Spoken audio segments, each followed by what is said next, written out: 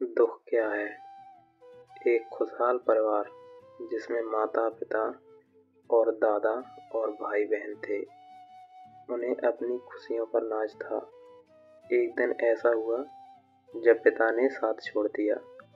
अपने बेटे के चले जाने से दादाजी को बेहद अफसोस था, पर उन्होंने अपनी बहू और पोते पोती के भविष्य को पहला स्थान दिया और अपने गमों को छोड़कर नई राह पर चलने का जज्बा अपने घर वालों को दिया।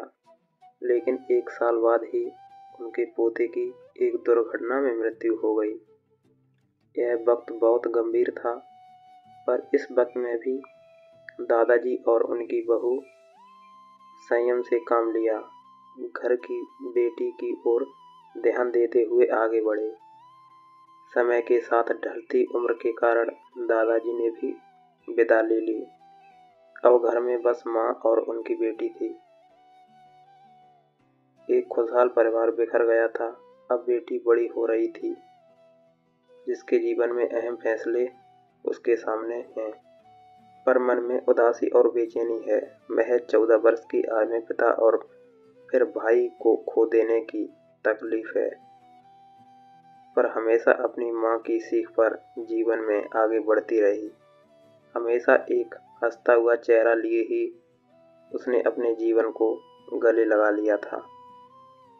एक दिन अकेलेपन के वाड़ टूट गए और उसने भरी हुई आंखों से अपनी माँ से पूछा, माँ, आप हमेशा कहती हो कि हमारी ज़िंदगी बहुत अच्छी है, दुनिया में बहुत तकलीफ हैं, पर हमारे साथ ईश्वर है। लेकिन मुझे तो यह नहीं लगता। एक एक करके सब चले गए, आज केवल उनकी यादें हैं। तब माँ ने उसे जवाब दिया, बेटा, मैं जानती हूँ तूने बहुत कम उम्र में अपने पिता और भाई को खो दिया।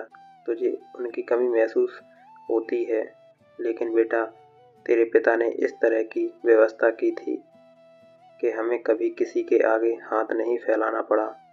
न हमारे सर से छत हटी और न ही कभी तेरी परवरिश में कोई कमी आई।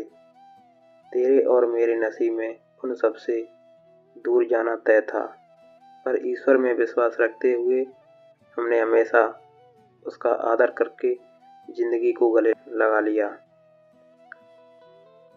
उस कारण ही हमें इस दुख को सहन करने की ताकत मिली। अगर यह हिम्मत नहीं होती तो आज हमारी ज़िंदगी एक अभिशाप बन जाती।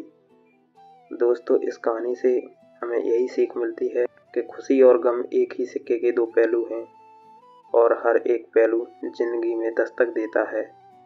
बस व्यक्ति को गम को बड़ा नहीं बल्कि छोटा करके देखना चाहिए।